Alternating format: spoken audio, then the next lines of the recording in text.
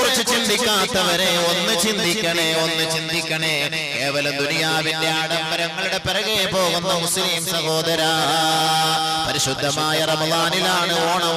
ആ റമളാനിന്റെ മാസത്തെ അവഗണിച്ചുകൊണ്ട് ഓണക്കച്ചവടത്തിന് വേണ്ടി നോമ്പ് കളയുന്ന മുസ്ലിം സഹോദര, ഓണക്കളിക്ക് കൂട്ടി നിൽക്കുന്ന മുസ്ലിം സഹോദര, ഗാനമേള സംഘടിപ്പിക്കുന്ന മുസ്ലിം സഹോദര, പവിത്രമേറിയ മഗ്ഫിറത്തിന്റെ മാസമായ റമളാനിനെ നീ ആദരിക്കാറുണ്ടോ? ആദരിക്കാറുണ്ടോ? മുസ്ലിം സമുദായത്തിന്റെ അവസ്ഥയല്ലേ ഇത്? ബഹുമാനപ്പെട്ട പ്രവാചകന്റെ ഒരു സംഭവം ഞാനിപ്പോൾ നിങ്ങളുടെ മുന്നിൽ അവതരിപ്പിക്കാം. ഈ മാസം ശഅബാനിന്റെ മാസമാണ്. ഈ ശഅബാനിന്റെ അവസാനത്തെ രാവിൽ ബഹുമാനപ്പെട്ട നബിയുനാ റസൂലുള്ളാഹി തങ്ങൾ സഹാബാക്കളെ വിളിച്ചിട്ട് പറയുകയാണ്, ഉഹ്ദുറുൽ മിമ്പർ, ഉഹ്ദുറുൽ മിമ്പർ. ഏ സഹാബാക്കളെ, നിങ്ങൾ എല്ലാവരും മിമ്പറിന്റെ അരികിലേക്ക് കടന്നു വരേണമേ, മിമ്പറിന്റെ അരികിലേക്ക് കടന്നു വരേണമേ. സഹാബാക്കൾ പറയുകയാണ്, ഒരിക്കൽ പോലും ഇല്ലാത്ത വിളിയാണിത്, അല്ലാഹുവിന്റെ റസൂലിന്റെ പ്രഖ്യാപനമാണത്. ഫഹളർനാ, ഞങ്ങൾ അങ്ങനെ അല്ലാഹുവിന്റെ റസൂൽ വിളിച്ചപ്പോൾ, ക്ഷണിച്ചപ്പോൾ മദീന പള്ളിയുടെ ഉമ്മറപ്പടിയിലേക്ക് ഞങ്ങൾ ഓടിയെത്തി. ആ പരിശുദ്ധ പ്രവാചകന്റെ ഹദ്റത്തിൽ പോയി ഞങ്ങൾ സന്നിഹിതരായിരുന്നു. അങ്ങനെ ഞങ്ങൾ എല്ലാവരും ഒരുമിച്ച് കൂടിയപ്പോൾ അല്ലാഹുവിന്റെ റസൂൽ ഞങ്ങളെ സാക്ഷ്യപ്പെടുത്തിക്കൊണ്ട് അതാ മിമ്പറിന്റെ ഒന്നാമത്തെ പടിയിലേക്ക് കാലെടുത്ത് വെച്ചുകൊണ്ട് പറഞ്ഞു പോയി, ആമീൻ. അല്ലാഹുവേ, നീ ദുആ സ്വീകരിക്കണമേ.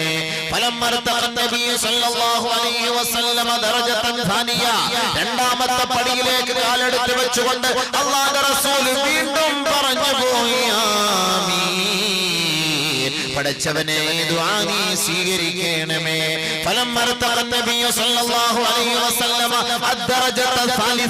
മൂന്നാമത്തെ പടിയിലേക്ക് കാലെടുത്ത് വെച്ചുകൊണ്ട് ലോകത്തിന്റെ ഗുരുഭൂതനായ മുത്ത് ഹബീബ് തങ്ങൾ വീണ്ടും പറഞ്ഞു പോയി, ആമീൻ.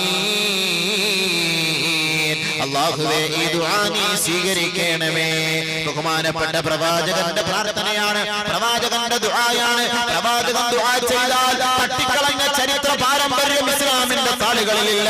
അല്ലാഹുവിന്റെ റസൂൽ ഇതേ മിമ്പറിൽ ഖുതുബ പ്രഭാഷണം നടത്തിക്കൊണ്ടിരിക്കുമ്പോഴാണ് വറ്റിവരണ്ടുപോയ തടാകത്തിന്റെ ഓരത്ത് താമസിക്കുന്ന, വറ്റിവരണ്ടുപോയ കുളങ്ങളുടെയും കിണറുകളുടെയും ഓരത്ത് താമസിക്കുന്ന, ഉണങ്ങിക്കരിഞ്ഞു പോയ, വെള്ളമില്ലാതെ നശിച്ചുപോയ ഒരു ഗ്രാമവാസികളത് കാട്ടറബികൾ ഓടി വരുന്നു. മദീന പള്ളിയുടെ ഉമ്മറപ്പടിയിലേക്ക് ഓടി വന്നുകൊണ്ട് ഖുതുബ നിർവഹിച്ചുകൊണ്ടിരിക്കുന്ന ഹബീബായ തങ്ങളെ നോക്കിയിട്ട് പറയുന്നു, യാ റസൂലല്ലാഹ്, ഞങ്ങളുടെ നാട്ടിൽ വെള്ളമില്ല നബിയേ, മഴയില്ല നബിയേ, ഞങ്ങളുടെ കുളം വറ്റിപ്പോയി നബിയേ, ഞങ്ങളുടെ കൃഷിയെല്ലാം നശിച്ചുപോയി നബിയേ, ഞങ്ങളുടെ മൃഗങ്ങളെല്ലാം ചത്തുപോയി നബിയേ, ഞങ്ങളുടെ കുഞ്ഞുമക്കള് വെള്ളം കിട്ടാതെ കാലിട്ടടിക്കുകയാണ് യാ റസൂലല്ലാഹ്, ഞങ്ങളുടെ ഉമ്മമാരും പെങ്ങന്മാരും നിലവിളിക്കുകയാണ് നബിയേ.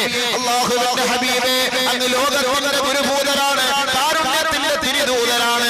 അങ്ങയുടെ മുബാറക്കായ കരങ്ങൾ പടച്ചവന്റെ സന്നിധാനത്തിലേക്ക് ഉയർത്തിക്കൊണ്ടെന്ന് പ്രാർത്ഥിച്ചാൽ ഞങ്ങളുടെ ബുദ്ധിമുട്ടുകളും പ്രയാസങ്ങളും അല്ലാഹു മാറ്റിത്തരുമെന്ന് പൂർണ്ണമായി ഉറച്ചു വിശ്വസിക്കുന്നവരാണ് ഞങ്ങൾ. അതുകൊണ്ടാണ് വളരെ ദൂരത്ത് നിന്ന് ഈ പരിശുദ്ധമായ മദീന പട്ടണത്തിന്റെ ഉമ്മറപ്പടിയിലേക്ക് ഞങ്ങൾ ഓടിയെത്തിയത്. യാ റസൂലല്ലാഹ്, ഞങ്ങൾക്ക് വേണ്ടിയും ഞങ്ങളുടെ നാട്ടുകാർക്ക് വേണ്ടിയും ഒന്ന് പ്രാർത്ഥിക്കണേ നബിയെ. കേൾക്കേണ്ട താമസം, മുബാറക്കായ കരങ്ങൾ ആകാശത്തേക്ക് ഉയരുകയാണ്.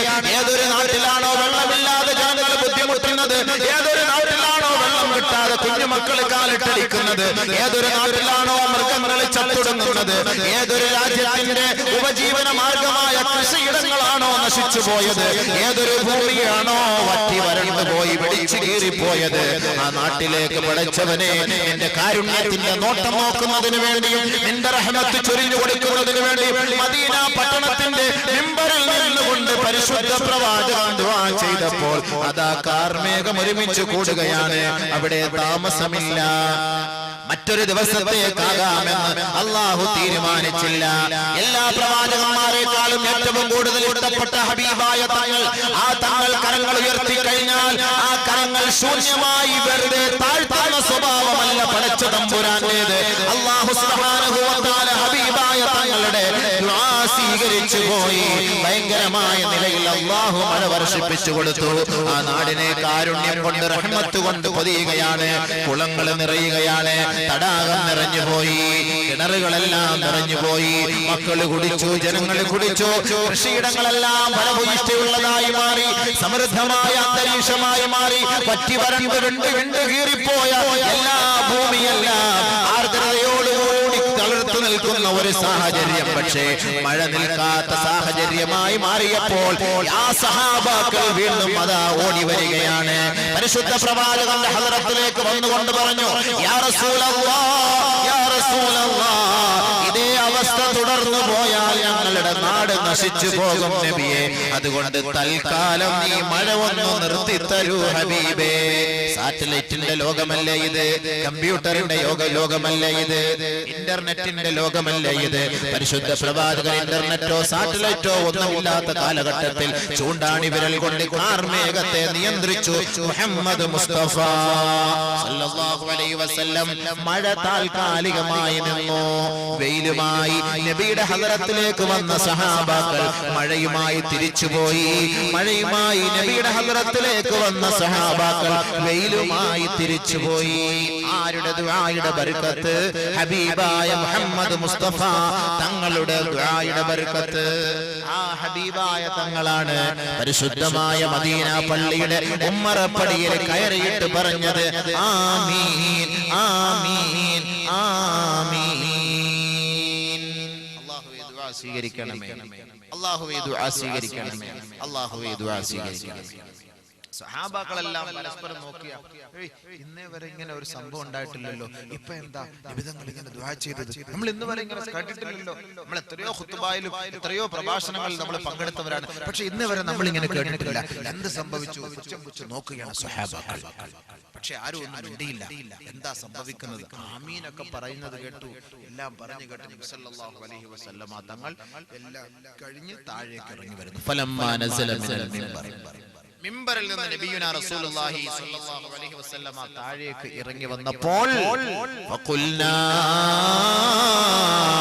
യാ റസൂലല്ലാഹ്, അല്ലാഹുവിന്റെ റസൂലേ, ഞങ്ങൾ ചോദിച്ചു പോയി. സഹാബാക്കൾ പറയുകയാണ്, ഞങ്ങൾ ചോദിച്ചു പോയി, യാ റസൂലല്ലാഹ്, ലഖദ് സമിഅനാ മിൻകൽ യൗമ ശൈഅ മാ കുന്നാ നസ്മഉഹു യാ റസൂലല്ലാഹ്. ഇന്നേ വരെ ഞങ്ങൾ കേട്ടിട്ടില്ലാത്ത സംഭവമാണ് ഹബീബേ, അങ്ങയുടെ നാവിൽ നിന്ന് ഇന്ന് ഞങ്ങൾ കേട്ടത്. എന്താണ് ഹബീബേ അതിന്റെ അർത്ഥം? ഞങ്ങൾക്കൊന്ന് വിവരിച്ചു തരുമോ? തങ്ങളുടെ സ്വഹാബാക്കൾ ചോദിച്ചു. എന്ത് പേക്കോദത്തിനും കൂട്ടുനിൽക്കുന്നത് അവർ മനസ്സിലാക്കട്ടെ. ഈ ദുആ എന്താണെന്ന പേരിൽ ബഹുമാനപ്പെട്ട സ്വഹാബാക്കൾ ചോദിച്ചു, യാ റസൂലല്ലാഹ്, ലഖദ് സമിഅനാ വറലഹു. ജിബ്രീൽ ദുആ ചെയ്യുകയാണ്, എന്നെ കൊണ്ട് ആമീൻ പറയിപ്പിക്കുകയാണ്. മഗ്ഫിറത്തിന്റെ മാസമല്ലയോ റമദാൻ? ഏത് പാപികളുടെയും പാവങ്ങൾ അല്ലാഹുവിനോട് ചോദിച്ചാൽ, കേണപേക്ഷിച്ചാൽ, പൊട്ടിക്കരഞ്ഞുകൊണ്ട് പടച്ച തമ്പുരാനോട് ആവലാതിപ്പെട്ടാൽ അവന് വേണ്ടി മഗ്ഫിറത്തിന്റെ വാതിൽ തുറന്നു കൊടുക്കുന്ന മാസമല്ലയോ റമദാൻ? ആ പരിശുദ്ധമായ റമദാൻ സമാഗതമായിട്ട് ഒരുവന്റെ പാപം പൊറുക്കപ്പെട്ടിട്ടില്ല എങ്കിൽ അവൻ അല്ലാഹുവിന്റെ കാരുണ്യത്തിൽ നിന്നും സ്വർഗ്ഗത്തിൽ നിന്നും അവൻ വിദൂരം പ്രാപിക്കട്ടെ എന്ന് ജിബ്രീൽ എന്ന മാലാഖ വന്ന് പ്രാർത്ഥിച്ചപ്പോൾ, ഏ സഹാബത്തെ, ഞാൻ പൊട്ടിപ്പോയി, ഞാൻ അത്ഭുതപ്പെട്ടു പോയി. പടച്ചവനെ, എന്റെ ഉമ്മത്തിനെതിരെയുള്ള പ്രാർത്ഥനയ്ക്ക് ഞാൻ ആമീൻ പറയുകയോ?